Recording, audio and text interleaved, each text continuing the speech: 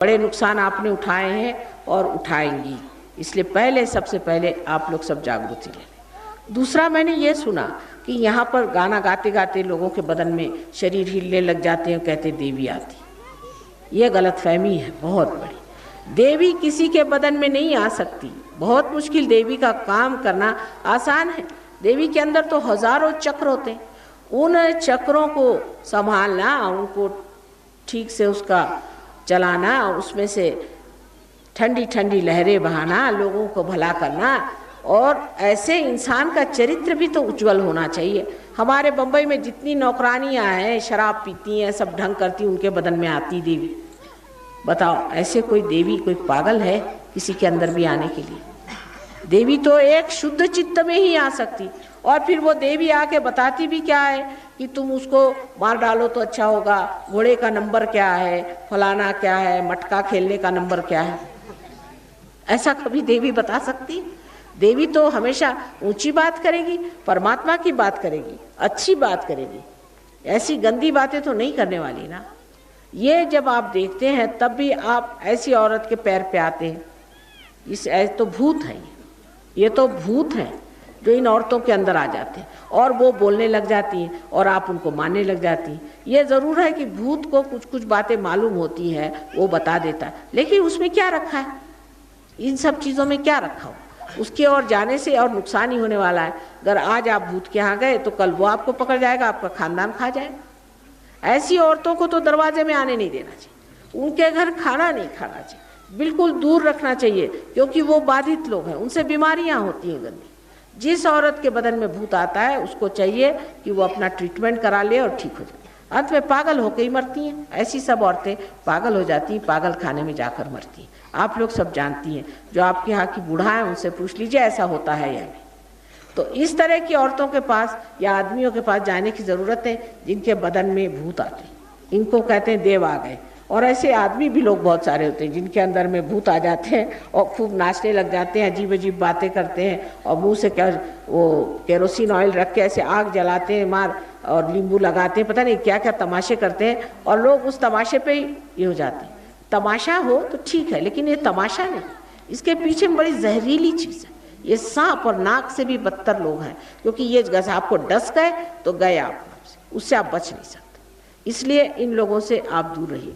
इतना ही ज्ञान आपके लिए काफ़ी। बाकी आप बिल्कुल ठीक है, आप में और कोई दोष नहीं, और किसी दोष को मैं नहीं देखती हूँ। सिर्फ यही देखती हूँ कि अजान में, अंधकार में आप गलत लोगों के पीछे कभी कभी चले जाते हैं। जो जितना नाटक करता है उतना उससे दूर रहिए।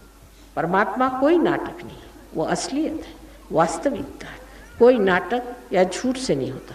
अभी तक आपको अनुभव नहीं था, वो अनुभव हम आपको दे देते हैं। अनुभव शून्य होने की वजह से आप जानते नहीं कि कौन अच्छा है बुरा है। जब आप अनुभव पाएंगे तो आप जानेंगे।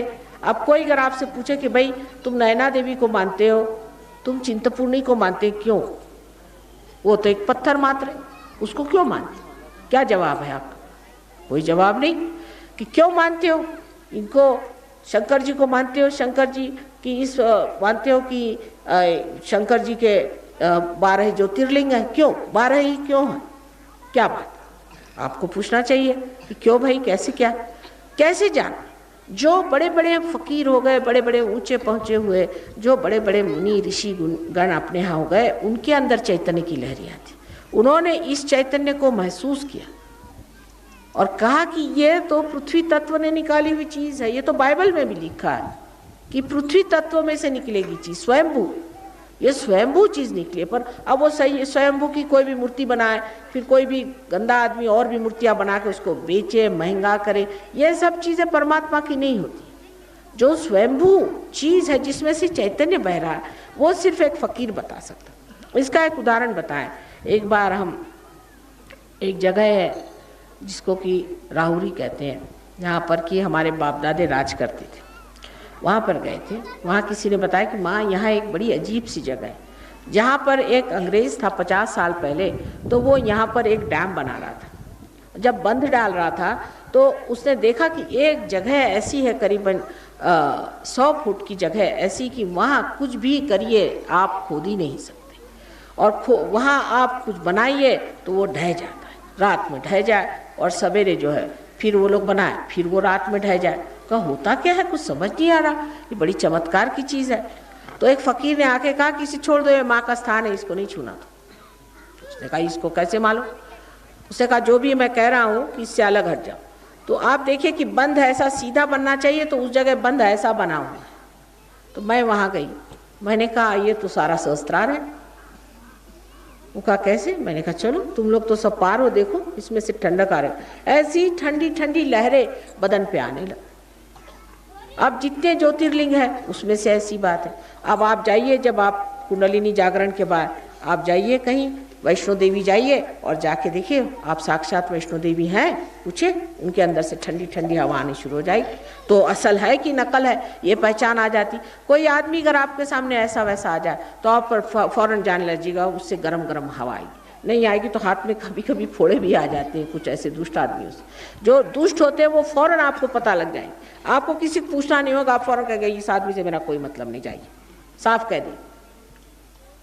अब अंदर बाहर जानने का एक ही तरीका है कि आपके अंदर प्रकाश आ जाए, और प्रकाश इस कुंडलिनी से आता है जो 6 चक्रों को छेदती है। इसको षट चक्र भेदन कहते हैं। ये चक्र जब छिद जाते हैं तो एक तरफ तो हमारी तंदुरुस्ती अच्छी हो जाती और दूसरे तरफ हमारा मन शांत हो जाता और तीसरी तरफ हमें आत्मा की प्राप्ति हो जाती। आत्मा जो है सच्चिदानंद है, माने आप इस चेतन अवस्था में सत्य को जान सकते हैं। अभी तक तो आपको सत्य असत्य का फर्क ही नहीं मालूम। अब मैं भी सत्य हूँ या असत्य हूँ आप क्या जानिए। जब तक आपके अंदर चैतन्य की लहरियां नहीं आएंगी तब तक आप क्या जानिएगा कि मैं क्या हूँ। उसी प्रकार आप इसको चित्त कहिए कि आपका चित्त जो है वो प्रकाशित हो जाता है। जैसे यहाँ बैठे बैठे आप किसी के बारे में सोचें और एकदम यहाँ पे समझ लो जलन आ गई। माने क्या, हमारे यहाँ लंदन में जब पहले एक साथ पार हुए तो वहाँ के लोग शक्की ज़्यादा हैं। आप लोग जैसे भक्ति तो उनमें शक्की है, ज़्यादातर शक्की लोग होते हैं, उनको समझता तो कुछ भी नहीं देवी वगैरह, उनसे तो गणपति का ग से शुरू करना पड़ता है। तो उनके यहाँ चमक आ रही, तो कह ले माँ यहाँ क्यों चमक आ रही? मैंने अपने पिता के लिए पूछा था सवाल। मैंने कहा ये आपके पिता के चक्र हैं और हो सकता है कि उनको बड़ा बुरा ब्रोंकाइटिस, गले में शिकायत हो गई क्योंकि विशुद्धि चक्र है। तो कहा अच्छा मैं अभी फ़ोन करता हूँ। स्कॉटलैंड में फ़ोन किया तो उनकी अम्मा ने यही कहा कि तुम्हारे बाप को बहुत बुरा ब्रोंकाइटिस हो गया, बीमार पड़े। उसने कहा कि अच्छा, तो अब कह ले माँ इसका निदान क्या है और अब इसको कैसे ठीक किया जाए। तो निदान तो हो गया, मैंने कहा अब इसको ठीक करने का तरीका तुमको बताते हैं कि तुम इसको किस तरह से कवच दो। जैसे उन्होंने कवच दिया, आधे घंटे में उनके अम्मा का फ़ोन आया कि पता नहीं क्या हुआ, मैं तुम्हारे बाप तो बुखार उतर गया और दौड़ रहे, वो तो बाहर चले गए। इस प्रकार ये चीज़ घटित होती है। तो जो चित्त है वो आलोकित हो जाता है, चित्त में प्रकाश आ जाता है। आप जिसके भी बारे में सोचेंगे, जो भी करना चाहेंगे, उसके बारे में आप यहाँ बैठे बैठे जाने। अब देखिए आपने सुना होगा कि रेडियो होता है, टेलीविज़न होता है, कहाँ पे प्रोग्राम होता है, यहाँ सुनाई देता है। उसी प्रकार परमात्मा की अनंत ऐसी किरणें हैं, ऐसा उनका जाल फैला हुआ है, हजारों उनके हाथ हैं, उसी से कार्य होता है। पर पहले उनके राज्य में तो उतरिए, उनके साम्राज्य में तो आइए। अगर आप उनके राज्य में नहीं बैठे हैं, आप तो दूसरों के राज्य में बैठे हैं, तो वही आपकी परवाह करें।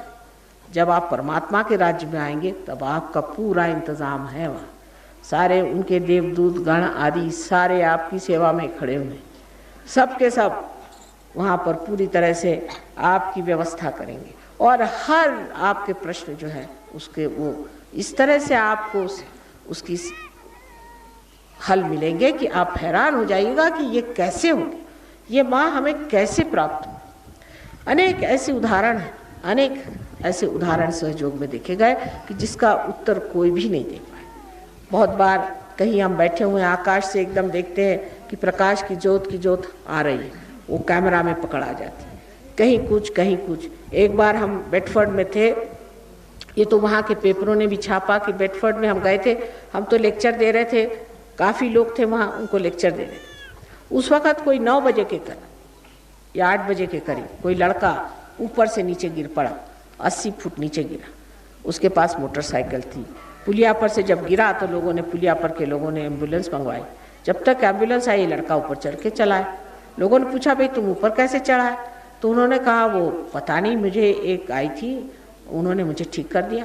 तो सोचा पागल हो गया कि क्या, इसको अस्पताल ले गए। वहाँ पुलिस आई, उसने पुलिस से बताया मेरी बात मानिए, एक स्त्री थी, वो एक सफ़ेद मोटर में आई, हमारी सफ़ेद मोटर, और सफ़ेद साड़ी पहनी हुई थी, और एक हिंदुस्तानी स्त्री थी, उसने आ करके और मुझे हाथ फेरा, जिससे मैं ठीक हो गई। तो उन्होंने कहा कि भाई ऐसे तो कोई आया नहीं, हम तो पुलिया पे खड़े देख रहे थे, ये तो ऊपर चढ़ा आया। कहा कि नहीं हुआ तो सही, ये तो बात है, क्योंकि इसके तो कोई चोट वोट है नहीं। दूसरे दिन इन्होंने हमारा फ़ोटो देखा तो बताया यही तो वो स्त्री थी जिसने हमें बचाया। तो पूछा कि तुमने किया क्या? कहले बस जिस वक़्त मैं गिरने लगा तो मैंने यही कहा कि हे पावन माँ, डिवाइन मदर, मुझे तुम बचाओ, बस इतना मैंने कहा। मैंने उसको याद किया सिर्फ, और कुछ नहीं। और जैसे मैं गिरा उसके बाद पता नहीं कैसे ये एकदम आ गई, इन्होंने ऐसे हाथ किया, मैंने गाड़ी को आते देखा, उससे उतरते देखा, और चट से नीचे आई और आकर के मुझे ठीक भी कर दी। ये उन्होंने साफ कहा तो वो लोग परेशान हो गए, उन्होंने चिट्ठियाँ लिखी, उनका कि ये कैसे क्या हो गया। तो उन्होंने कहा कि ऐसे तो बहुत किस्से इंडिया में हुए हैं, लेकिन अब इंग्लैंड में भी हो रहा है, अच्छी बात। और इसमें कोई विशेष बात नहीं है, क्योंकि जब जिसके हज़ारों हाथ है, जिसकी हज़ारों शक्तियाँ, उसके लिए क्या विशेष बात है। अगर हम कुछ है भी तो उसमें कौन सी विशेष बात है। अगर सूर्य है तो है, उसमें कौन सी उसकी बात है, क्योंकि उसके अंदर ये शक्ति है ही, जो है सो है, उसमें कौन सी विशेष बात है। लेकिन आपकी विशेष बात है कि आप इंसान से बढ़ के आज परमात्मा के दरवाजे आए हैं, और यही नहीं, आज आप इंसान से भी ऊंचे उठ करके अति मानव होने वाले, आप एक आत्मबोध पाने वाले इंसान होने वाले। ये आपकी विशेषता है, यह आपका बड़प्पन है। इसीलिए मैंने सबसे पहले आप सबको प्रणाम किया था, इसीलिए मैंने